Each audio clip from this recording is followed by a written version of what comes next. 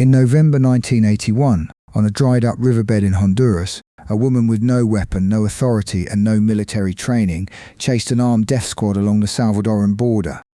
The squad had M16 rifles and sophisticated radio equipment.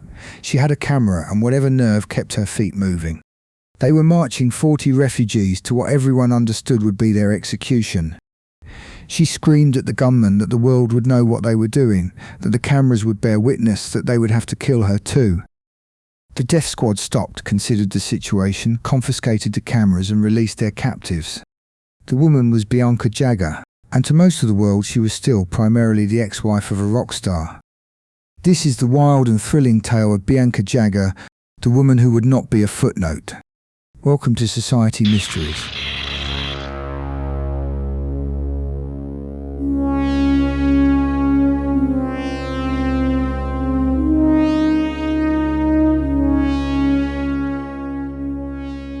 She was born Blanca Perez Mora Macias on the 2nd of May 1945 in Managua, Nicaragua, a country ruled by the Somoza dynasty, with the kind of iron-fisted corruption that sounds almost cartoonish but was painfully and awfully real.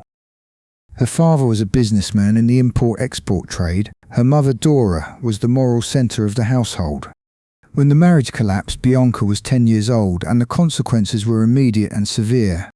In the Nicaragua of the early 1950s, a divorced woman was a social pariah.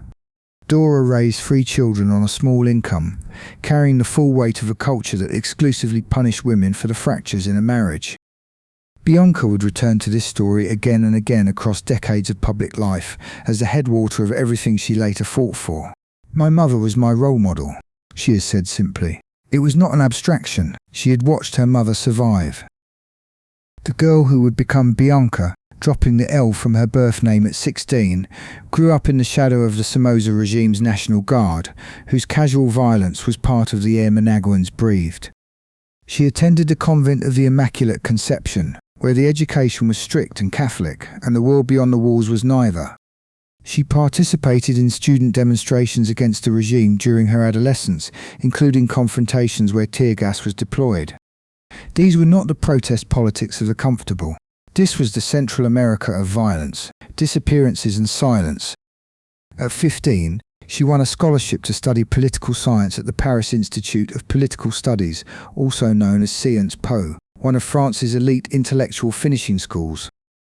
It was by any measure quite a remarkable leap, from Managua under dictatorship to the left bank in the 1960s, a city still vibrating from the aftershocks of Sartre and de Beauvoir, of Camus and the Algerian crisis. She has described the experience as intellectually liberating. She read Voltaire, Rousseau and took interest in Gandhi. In particular, Albert Camus' The Stranger resonated with her deeply. For its themes of displacement and identity, the outsider's gaze turned back upon the society that refuses to absorb them. Paris also gave her entry into a world far removed from Nicaragua's convent schools. She began to move in fashionable circles, and her striking appearance and sharp intelligence drew attention. Through a tailor's introduction, she met and began dating the British actor Michael Caine, then riding high on the success of films like The Ipcress File and Alfie. She moved to England with him. The relationship did not last long though. She later described Caine to People magazine rather negatively, saying he was unkind and superficial and had kept her as though she were his geisha. Caine was more generous in his recalling and he called her one of the most intelligent women in town. She left him for the French record executive Eddie Barclay but declined to marry Barclay because he had already been divorced. Her Catholic formation still held that particular line. She was in her early 20s, beautiful, educated, and moving through European high society with the confidence of someone who had come from somewhere harder than most around her could imagine. In September 1970, at a party following a Rolling Stones concert in France, she met Mick Jagger. What followed was one of those collisions of glamour and mutual fascination that the early 1970s seemed to produce on a weekly basis, except this one stuck, at least for a while. They married on the 12th of May 1971 at the town hall in Saint-Tropez, and then at the 17th century Chapelle Sainte-Anne above the town. She was 4 months pregnant. The ceremony was, by all reliable accounts, a shambles of the highest order. Jagger had chartered a plane to fly 75 friends from London, many of whom had only learned of the wedding the day before. The guest list was a roll call of the era's popular aristocracy. Paul McCartney and Ringo Starr were locked in a bitter legal combat, and so seated on opposite sides of the room. Keith Richards burst into the town hall out of his gourd, shouting a 4-letter tirade before lying down to fall asleep with his mouth wide open mid-ceremony. Eric Clapton, Brigitte Bardot, Roger Vadim were all there. 100 photographers jammed the public wedding chamber, and the mayor insisted they had every right to be there. Jagger threatened to cancel. Bianca wept. That morning she had discovered that French law required the couple to declare shared property, and she learned how little of it there actually was. She threatened to walk, then relented. He wore a pale green suit and sneakers without socks. She wore a truly stunning white YSL tuxedo jacket with a plunging neckline and a long silk skirt, walking to the altar as Love Story played on a harmonium. Music journalist David Hepworth later called the whole affair the shabbiest free-for-all in the history of both rock and marriage. In a phrase that has now followed Bianca for half a century, she would later say, "My marriage ended on my wedding day." Their daughter Jade was born on the 21st of October 1971 in Paris. For the next several years, Bianca Jagger lived inside the particular fishbowl reserved for the wives of the world's most famous rock stars. She was photographed relentlessly. She was scrutinized for what she wore, who she was with, what she said, and perhaps above all, for the uncanny resemblance many people noted between her face and Mick's. Stones fans didn't take to her, nor by many accounts did Stones themselves, other than Mick. She was inducted into the International Best Dressed Hall of Fame in 1976, a designation that mattered to the kind of people who read Vanity Fair and Women's Wear daily. Even that would come to feel, to Bianca herself, like an anchor chained to the wrong part of her story. She became close friends with Andy Warhol, who described her with his customary acid fondness as, quote, "one of the most socially diseased people I know." In Warholian, this meant she had to go out every night to the hottest spot in town and make a dramatic entrance in a dramatic dress. She rented his Montauk estate during summers and conducted interviews for his magazine Interview, sitting down with Calvin Klein, Steven Spielberg and Jack Ford at the White House. She was, for a time, as embedded in the machinery of 1970s celebrity as anyone alive. And then there was Studio 54. The photograph that defined her decade and nearly buried her under its weight was taken at the club in 1977 during a birthday party organised by Holston. The image shows Bianca sitting on a white horse inside the nightclub. For decades the story calcified into myth. She had ridden the horse into Studio 54, a gesture of pure hedonistic excess. It was not true. In 2015, she wrote a public correction, explaining that she and Mick had walked into the club, that the horse was part of the party's staging, and that she found the riding-in version both implausible and rather offensive. The correction, however, came nearly 40 years too late. The photograph had already done its work, becoming the visual shorthand for an entire era, and for Bianca's place within it. She was the decorative wife, the beautiful accessory, the woman with enough gall to enter on the horse. The marriage was deteriorating throughout the mid-1970s as Mick's infidelities mounted and Bianca sought some independent foothold in the world. She tried acting, making her screen debut alongside Dennis Hopper in Flesh Colour in 1978, the same year she appeared in All You Need Is Cash, a brutal satire. She played a supporting role in The American Success Company in 1980, and the Sheik's sister in The Cannonball Run in 1981. Guest spots followed on Miami Vice, Hotel and The Colbys. These credits were minor. She knew it, the industry knew it, and the press treated them accordingly. Acting was never going to be the thing. In May 1978, she filed for divorce on the grounds of Mick's adultery with Jerry Hall. The decree came through in 1979. She kept the name Jagger, partly from a Nicaraguan custom, partly from the pragmatic understanding that the media would use it regardless, and partly, one suspects, from the knowledge that the name opened doors. The question was what she intended to walk through them for. The answer had been forming since 1972, when a catastrophic earthquake struck Managua on the 23rd of December, killing more than 10,000 people and flattening the capital. Bianca heard the news from a television in the next room while eating Christmas dinner in England. She flew to Nicaragua via Jamaica, carrying medicine, and arrived at a damaged airport where the National Guard controlled incoming relief supplies. She saw the Somoza regime's corruption laid bare, aid diverted, power consolidated, and suffering instrumentalized. She persuaded the Rolling Stones to hold a benefit concert that raised approximately $280,000, which was redirected toward housing projects after a planned clinic proved unworkable under regime pressure. The earthquake was the first crack in the wall between the person the world saw and the person she was becoming. The wall came down entirely in Honduras. In November 1981, she travelled to the UN refugee camp at La Virtud, near the Salvadoran border, as part of a US congressional fact-finding delegation. Several thousand Salvadoran refugees had gathered there, fleeing the death squads and government forces that were, at the time, killing roughly 500 people a month. An hour after the delegation arrived, an armed squad of approximately 35 men crossed the border from El Salvador, entered the camp and began rounding up refugees, tying their thumbs behind their backs and marching them toward the border. A relief worker from Doctors Without Borders came running, shouting that they were going to kill the captives. Bianca and the delegation gave chase. They followed the squad along a dried riverbed, accompanied by the captives' families, mothers, wives and children, many of them sobbing. A woman carrying a child in each arm was kicked twice. For 20 minutes they ran, closing the distance, shouting that they would denounce the atrocities that the world would know. As they approached the border, the fear that the gunmen would simply shoot everyone, refugees and witnesses alike, became visceral. The squad stopped. They confiscated the delegation's cameras, and then, without explanation, they released the captives. "It was a turning point in my life," Bianca said afterward, in a phrase she would repeat in every subsequent account. She returned to Washington and testified before the Congressional Subcommittee on Inter-American Affairs. The celebrity wife had become something else entirely. Through the 1980s, the acting roles dried up and the advocacy work expanded to fill all available space. She opposed US government intervention in Nicaragua following the Sandinista Revolution, campaigned for the Yanomami tribe in Brazil against gold miners encroaching on their territory.